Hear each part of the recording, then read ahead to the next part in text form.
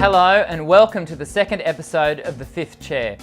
My name is Dr. Dan and it's great to have you join me as we review the third season of The Voice Australia. This week continues the blind auditions rounds, and once again we've seen a couple of stellar performances, so make sure you watch this video right through to the end when I play my pick of the week.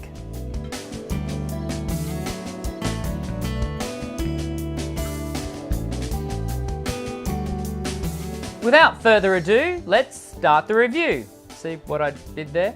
In the couple of days leading up to the Sunday night's show, one performance was heavily advertised.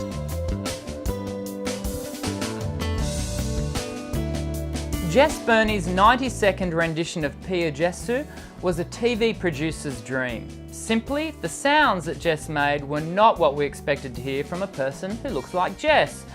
Ever since the first episodes of MTV, way back in the 1980s, we've been trained to consume music through our eyes as well as our ears. So when we see someone on stage whose voice does not equal our predetermined contemporary singer, slim, blonde, heterosexual stereotype, we're surprised and a little confused. When we unpack Jess's performance, we have an amateur voice that displays little, if any, training. At one point through the performance, Kylie has difficulty identifying whether the sound is being made by a female or a male. And this is because Jess finds herself imitating a boy soprano rendition of the piece. As a result, her vocal tract is narrow with a low soft palate which directs much of the sound through her nasal cavity. And the unfortunate result is a lackluster timbre and an absence of depth of tone. Secondly, Jess's breath management is shallow, with much of her inhalation being inefficiently drawn from a rising and lowering of the rib cage, as opposed to a more efficient mode of breath management which utilises the abdominal and oblique muscles. I'm sure we'll be talking more about breath management in episodes to come. Ultimately, I don't believe this was the best choice of repertoire for Jess. Yes, it got our attention, but in the end, the voice was found wanting, and Jess has indicated that she has other styles up her sleeve, so I eagerly await the opportunity to hear Jess sing again in the coming weeks.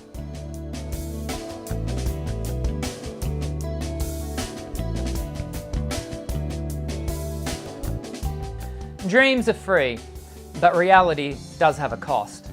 Monday's show reminded us, it reminded me at least, that the promise of fame and fortune are, at times, irresistible to most people.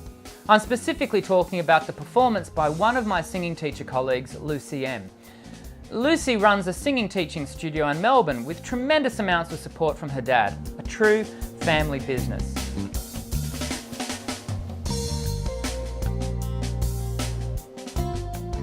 Now, apart from Lucy's poor song choice, I thought her rendition was okay, but the four vocal coaches didn't agree.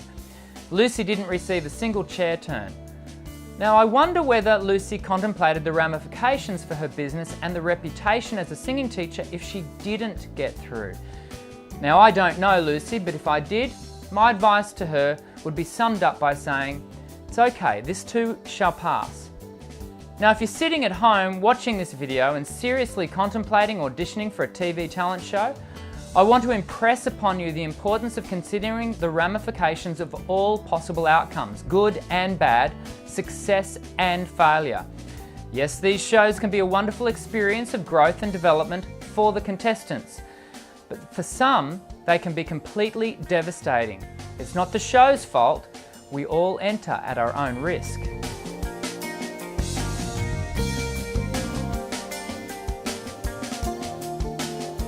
I must admit that after watching the adverts for Tuesday night show at the end of Monday night show, I thought I'd be talking about Luna Envy. Have a quick listen to her spoken voice before she sings.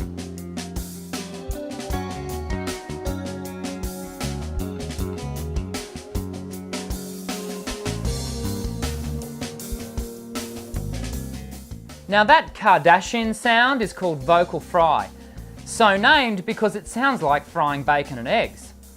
It's an unhealthy sound that warrants immediate attention. Attention that would include a trip to the ENT and almost certainly a series of sessions with a speech therapist. But alas, Luna did not make it through to the next round, so instead, we get to talk about this performance.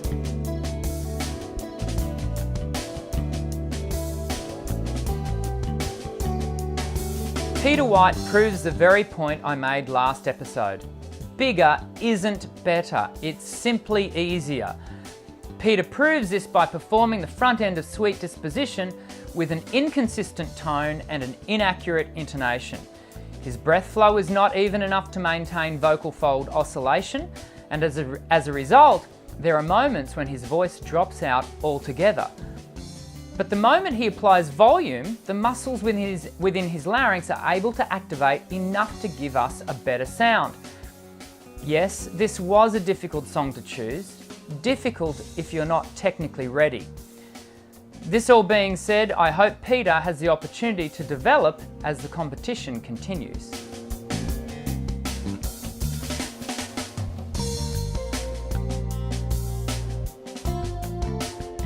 Another week of blind auditions has come to a close, and so it's prediction time. Having watched each of the performances this week, I'm going to nominate who I think the voices to watch out for are. Last week, I chose Kat Jade, Matt Verivis, Ellie O and Hayley Jensen as my first 4. This week I'm adding another 2 performers to Dr. Dan's 5th chair top 8, Taylor Gouge and Sabrina Batchon. Girls, I hope I've said your names correctly. Who will make my final 2 spots? Well, you'll need to wait until next episode to find out. I know, the suspense, right? And make sure you let the rest of us know who your top 6 are so far. Before I close with my pick of the week, I want to let you know about my website, djarts.com.au. Now, I've designed the Djarts website to be jam-packed full of free stuff, including video singing tips and in-depth downloadable articles on voice. There's an online store and heaps of information about singing lessons with me, Dr. Dan. So, now for my pick of the week. The following performance showed a lot of energy and experience. Admittedly, one of the reasons I've decided to show this performance is because I don't believe Doug Williams is what the wider public is really looking for in a TV talent show winner. So I wanted to take the opportunity to showcase his outstanding stagecraft and musicianship. It was a performance with plenty of energy. Until next week, I'm Dr. Dan. Sing well.